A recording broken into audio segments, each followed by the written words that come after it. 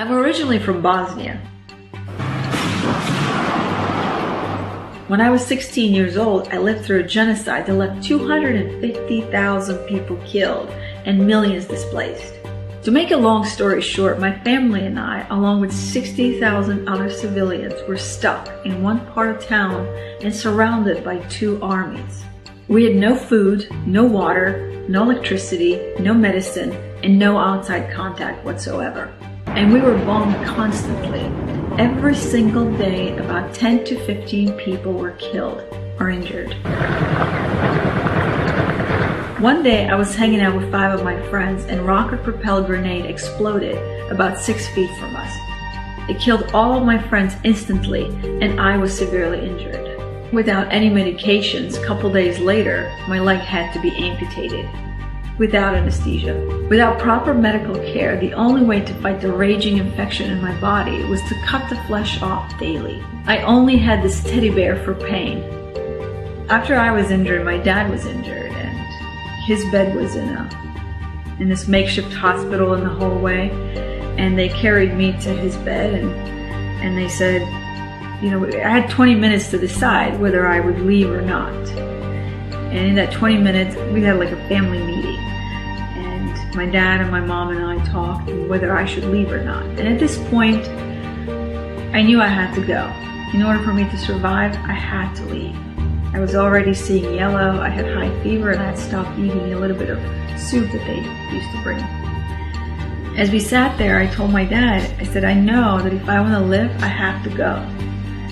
But I didn't want to leave everything I knew behind me. I didn't know when and if I would be back. What would be happening?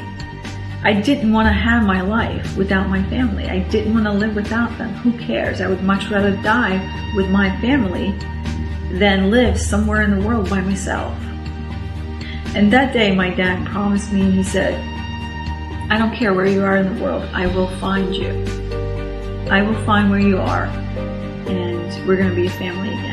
But right now, the best thing you can do for our family is to leave to take care of yourself, and that's how you can help your mom and me. I realized that I was willing to do things for them more than I was willing to do things for others. And I think we're often in that situation where we don't help ourselves, but we will help someone else.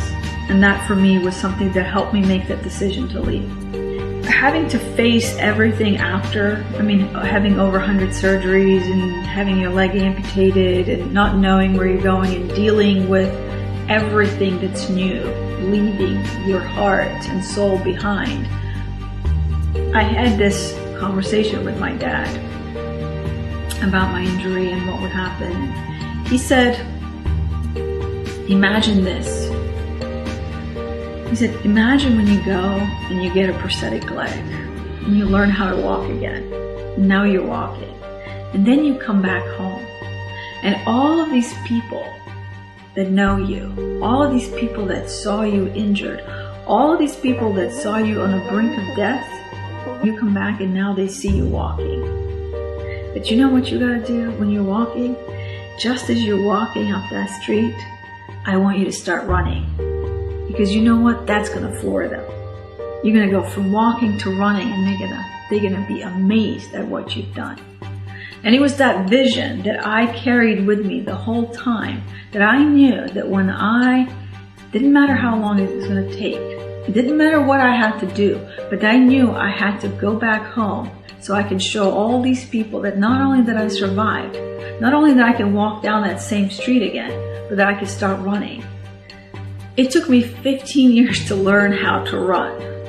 And for you in your lives, there has to be something that you really want that might take that long. It doesn't matter, because I can tell you that sweet moment of victory is well worth it. The reality of life is that we all go through experiences, whether it's running a business, whether it's being injured, whether it's getting diagnosis that someone has cancer, that we have cancer, or some kind of horrible disease, that our kids are sick, or getting some horrible news. No matter what it is, all of the life problems are really universal. We all run through the same motions. Desire to reach the goals and to be the best that we can possibly be. So whether I am trying to survive on my own in the middle of a genocide, whether I'm fighting for my life, or whether it's you trying to make